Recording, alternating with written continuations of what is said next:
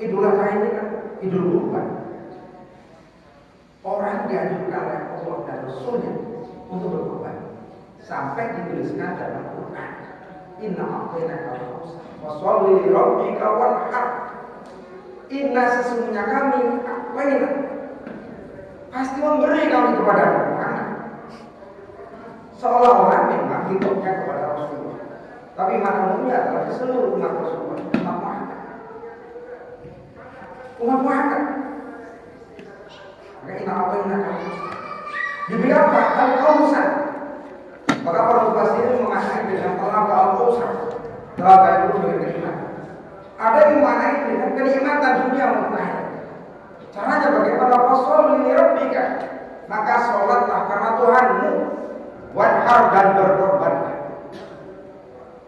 Maka salah satu dulu yang saya masih ingat betul, saya dipeseni betul sama guru-guru kami.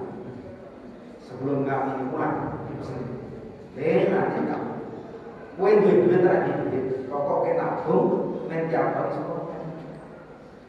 Nah keluarga menurut yang itu pak. Nah keluarga menurut, nah keluarga papa atau papa. Nah anakmu sampai akhir lu pak, kue anakmu betul. Siapa yang korban duit tiap tahun? Insya Allah dari dulu orang bakal meriang sampai ke rumah sakit. Nomor 2, orang bakal kekurangan rezeki. Nomor 3, diparingi gampang kepulungan, tuku kendaraan, diparingi tuku apa sampai kekayaan. Dan itu wujud, itu hak, itu nyata. Kami masih ingat ketika kami menunggu semua ini, kami korban 2 orang. Terus tambah anggota keluarga. Hari ini tambah 11 orang ya 11 korban. Dan terus dan Allah berikan banyak kemudahan. Setiap apa yang kami ajarkan Allah selalu memberikan. Nah ini menjadi itibar bagi anda, itibar bagi kita semua. Sopo yang kepingin meriang tidak sampai ke rumah sakit, meriang ini digesit tok. Menurut kita berkah. Sopo yang kepingin kabur hajat, sopo yang dikarati sampai tumbas, sampai haji tiap tahun. Cara nih ngumpul, caranya nabung. Saya setiap hari nabung. Saya setiap hari tak tabung memang sudah tak perkirakan. 1 tahun kan 365 hari. Ya 1 hari nabung supaya nanti ketika Idul Adha kita bisa berkorban.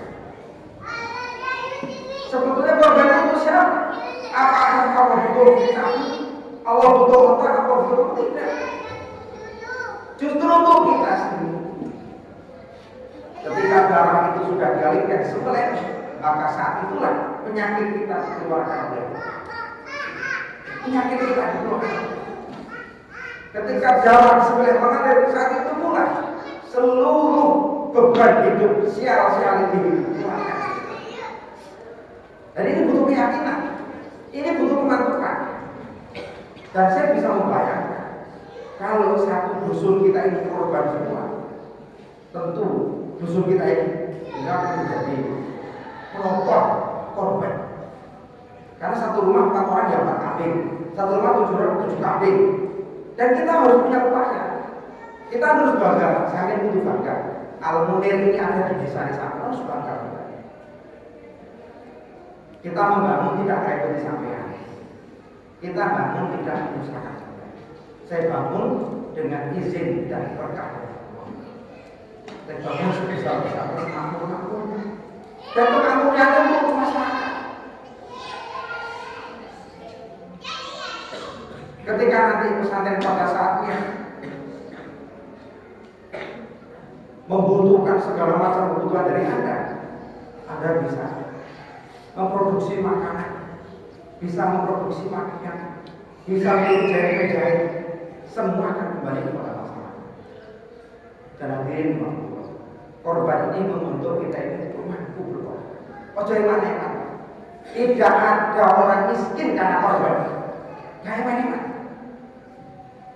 Tidak boleh eman. Tidak miskin. Nabi Ibrahim disuruh korban oleh Allah untuk menyembelih Nabi Ismail. Dan Ismail berkorban nyawanya.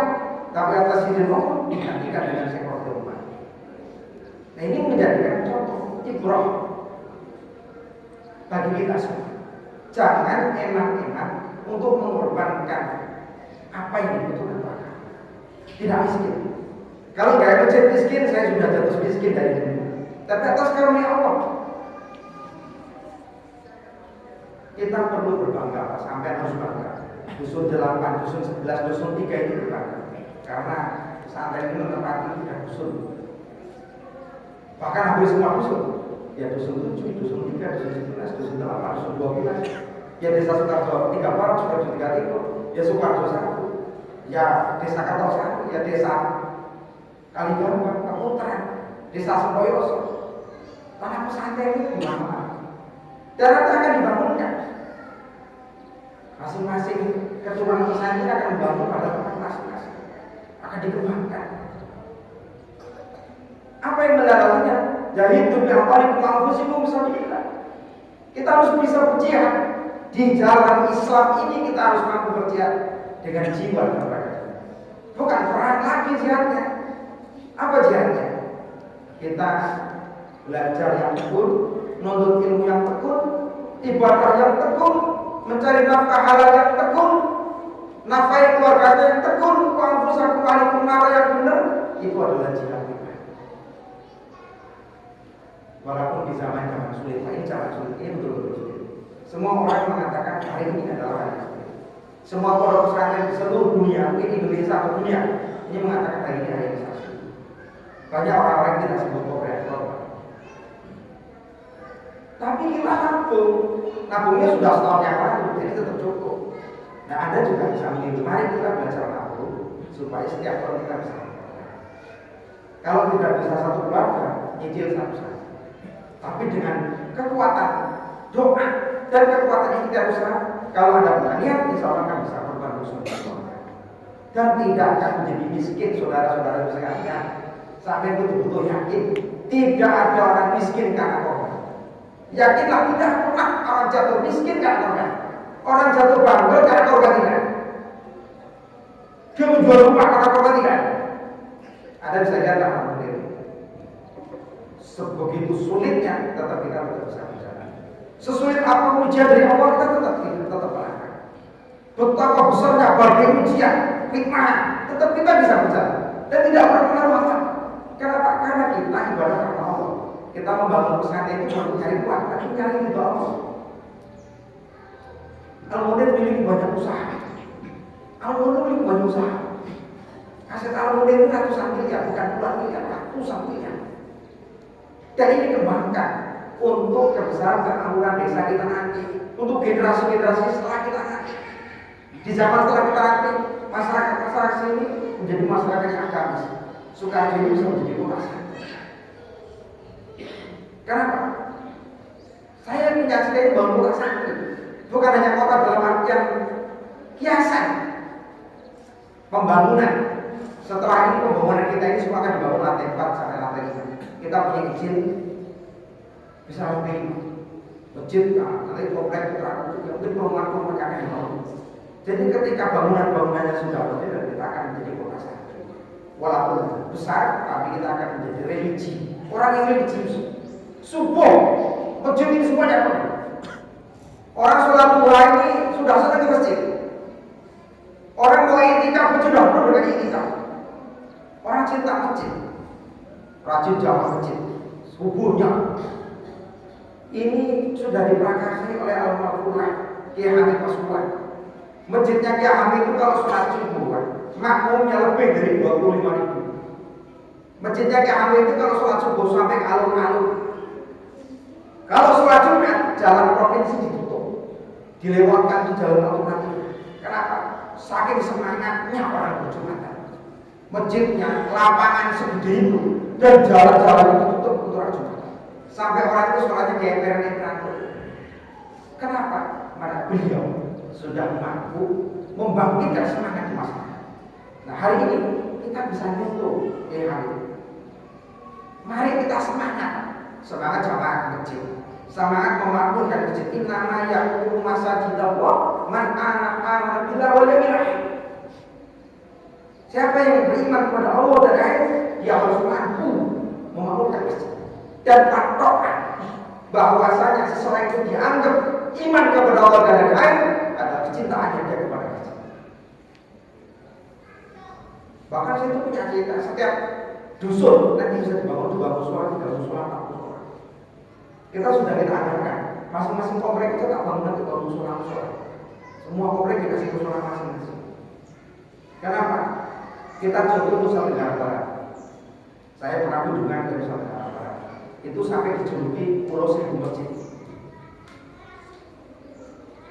Masjidnya dibangun dengan besar, tapi makmurnya juga luar biasa. Dari Jalan Pringsewu sampai Kota Agung, masjid banyak pinggir jalan, tapi tidak makmur. Tapi di Nusa Tenggara Barat itu masjid itu makmur. Nah kalau masjid itu ramai, laukan dalam Quran menurut aku, lakukan aku berkati sama. Seandainya penduduk satu negeri, aman wa taqwa, beriman dan bertakwa, la fatahna alaihim barakatin sama.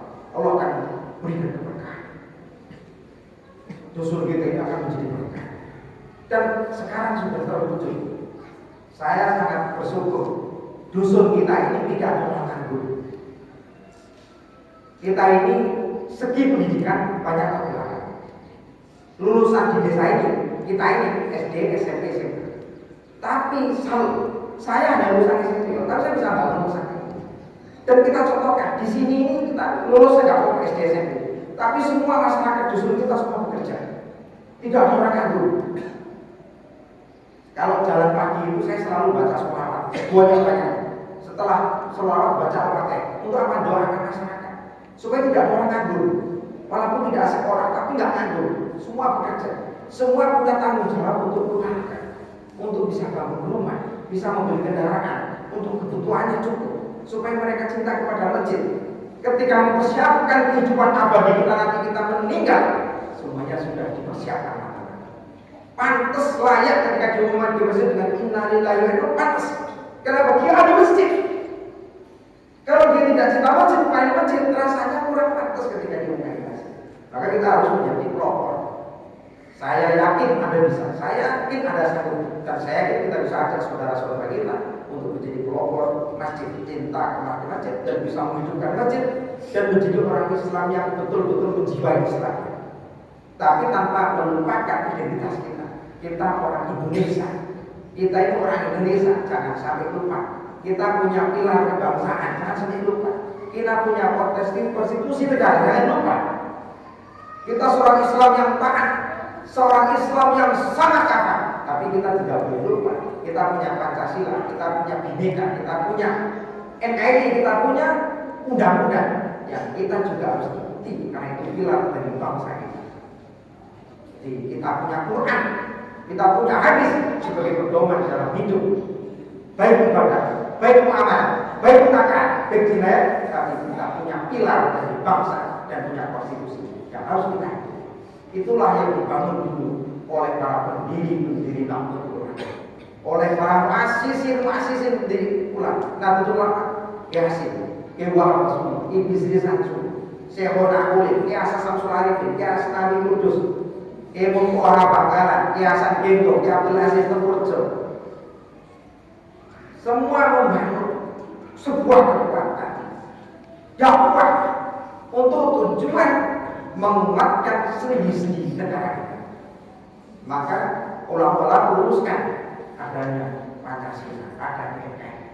Maka ikuti pesantren kita bisa menjadi pelopor pesantren berbasis Quran dan hadis dan berbasis 4 pilar kebangsaan: Pancasila, Bhinneka, NKRI dan undang-undang.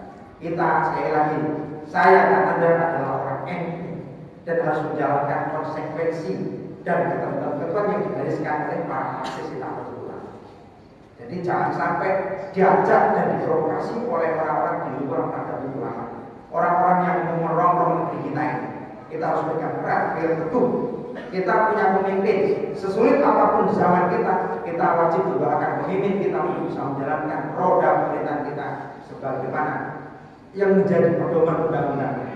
Doakan mereka amanah, menjadi pemimpin yang adil yang bisa membawa kepada masyarakat adil dan makmur, yang mampu mencerdaskan kehidupan bangsa dan mampu membawa negeri kita ini lepas daripada keterpurukan dan virusan panas ini. Allahumma Allahu Akbar, Allahu Akbar, Allahu Akbar.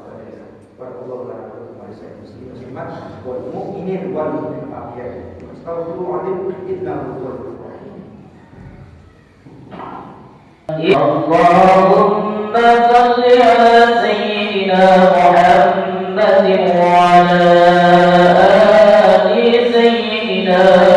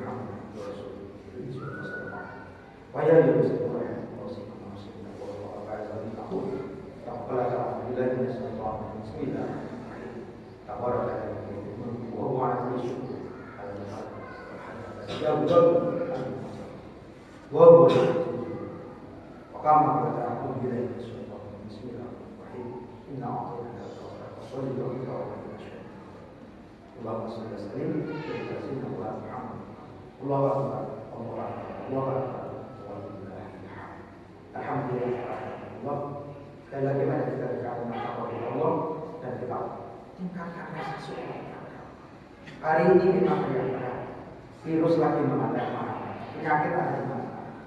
Ambulan lewat dengan memberikan siren yang mengerikan. Kita dengar tiap hari orang meninggal di mana. Tapi yang kita, saudara-saudara, yakin dengan penuhnya kita. Apa yang kita yakini? Kalau belum waktunya nanti tidak akan pernah. Benar-benar. Kalau belum waktunya sembuh tidak akan pernah. Kenapa? Yang menghendaki kematian semua makhluk seluruh alam semesta ini hanya Allah Subhanahu, dan yang memberikan kehidupan, yang memberikan kesembuhan hanya Allah Subhanahu. Apa kewajiban manusia? Ikhtiar. Ikhtiar kita mencari obat, ikhtiar kita menghindari penyakit. Kita pakai masker ini merupakan ikhtiar. Kita menjaga jarak juga. Beberapa masjid di tempat-tempat yang sangat rawan sekali, yang betul-betul penyakitnya menular, sampai masjidnya pun untuk sementara itu. Kenapa? Untuk ikhtiar supaya penyakit itu tidak ada. Karena kesehatan itu jauh lebih penting daripada sekarang. Sholat itu kalau yang punya sunnah, sholat di rumah bisa. Khotbah ini sunnah, di rumah bisa. Sholat ini tidak ada batasan waktu. Mau suami istri boleh, suami istri sama anak boleh, maka di rumah bisa. Maka tidak ada yang menyayat kepada orang yang gembar-gemborkan, terlalu ekstrim, menyala-nyalakan MUI atau perintah, Anda bisa melurusnya. Karena masjid bisa dilakukan di rumah, zikir bisa di rumah, baca Quran bisa di rumah. Ini merupakan ikhtiar. Ini bagian dari ijtihad. Jadi jangan sampai ada pemikiran. Tapi kita kalau sholatnya di masjid, pertama di daerah kita ini termasuk daerah yang masih dianggap aman. Gimana? Kedua, masjid kita ini besar. Kita tidak sampai sekseng masjid kita. Dan inilah hikmah karena masjid kita jauh besar. Selain untuk pengajian setiap hari, untuk kehidupan santri setiap hari, untuk pengajian setiap hari Sabtu, untuk pengajian setiap bulan sekali, untuk pengajian 12 kali setiap tahun, untuk pengajian-pengajian hari-hari besar. Ini ketika terjadi pandemi, masjid kita tetap bisa kita gunakan. Kenapa? Lokasinya yang luas, jaraknya luas, jaga jaraknya bisa, tempatnya terbuka. Insya Allah ini bagian dari ijtihad dan ikhtiar. Mudah-mudahan tetap walaupun virus di mana-mana kita tetap bisa dilindungi oleh Allah Subhanahu. Maka ada beberapa itu kesehatan, ada minum air yang banyak, yang cukup. Bagaimana air cukup? Air yang digunakan terapi berat badan dibagi 20. Sampai berat badannya 60, 20 berarti 3 liter dalam satu hari. Ini ketika kita untuk mencegah penyakit yang masuk. Minumnya harus air hangat. Sementara mandi air hangat. Konsumsi sayur dan buah. Ada banyak olahraga. Olahraga harus jalan-jalan, lari-lari. Ada di rumah sambil nyapu, keluar rumah ini sudah olahraga. Ada sambil manjat pohon kelapa ini bagian olahraga. Anda sholat malam tahajud sampai 12 rakaat, witirnya 9 itu juga olahraga. Anda banyak sholat awafin, sholat taubat, sholat hajat, ini bagian juga dari olahraga. Bagian ada sholat 2 sampai 12 rakaat itu juga bagian olahraga. Itu olahraga itu banyak macam. Ya kan? Olahraga bukan untuk nyari maksiat, olahraga untuk nyari sehat. Jadi jalan-jalan dari sehat. Ke kebun nyari sehat, bukan nyari maksiat. Emang di kebun banyak maksiat banyak. Kalau ada pisangnya tetangga kemudian Anda ambil maksiat. Kelapanya tetangga jatuh, walaupun jatuh, nggak boleh diambil. Tetap hukumnya mencuri. Kenapa? Ada yang punya pohonnya, ada yang punya kebunnya. Walaupun kelapa jatuh, nggak boleh diambil. Karena ketika kita nemu di jalan ada uang jatuh saja, itu wajib diumumkan. Kalau uang itu nilainya ada harganya, diumumkan. Sekarang ada media sosial, diumumkan. Sudah ditemukan uang dengan nilai titik-titik rahasia kan nilainya. Antara jalan ini sampai jalan ini, silakan hubungi nomor ini. Ini wajib diumumkan selama 1 tahun.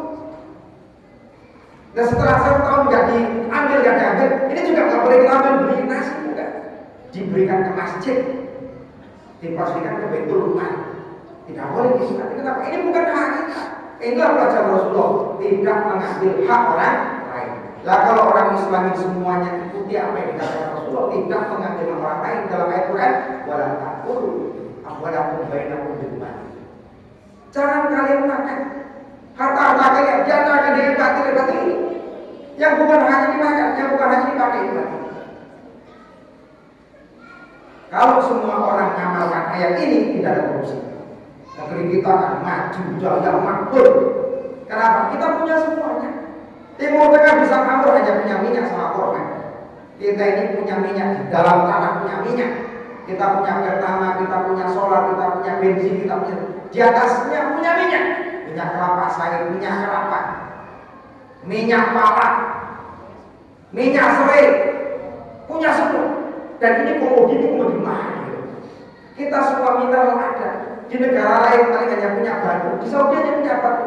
Kita ada emas, ada perak, ada batunya, ada nikel, ada waran. Kita kaya. Maka ketika orang-orang betul mengamalkan waran kebaikan bil batil, tidak makan harta kita dengan cara batil, kita akan mati. Kita memulai dari diri kita sendiri. Kita dulu. Anda, saya selalu menasihati di sini. Jangan makan hak orang lain. Insya Allah hidupnya berkah. Insya Allah keluarganya berkah. Insya Allah anak-anaknya berkah. Insya Allah yang dimiliki menjadi berkah. Itulah hubungan berkah. Insya Allah selama kita mau hidup karena sunnah, selamat dunia dan akhirat. Inna Allah mereka bersurga di dalam surga muslimah.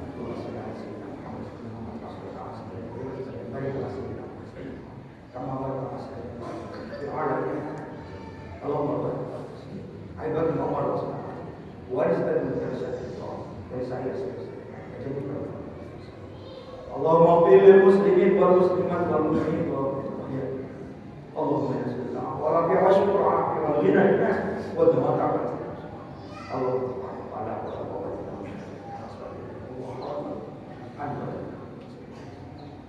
أعصنا بالعزة والجبار وأعصنا بالملك وتوكلنا على الحي الذي لا يموت اللهم اصرف عنا هذا الوباء وقنا شره ونجنا من القرب والخوف والبلاء اللهم صل وسلم يا ذي الخبير إنك على كل شيء صلى الله عليه وسلم ربنا آتنا في الدنيا حسنة وارزقنا وإياكم الإحسان وإيتاء ذي القربى واليتامى والعيد والمال والرسول ولا تزكوا أنفسكم وما السلام عليكم ورحمة الله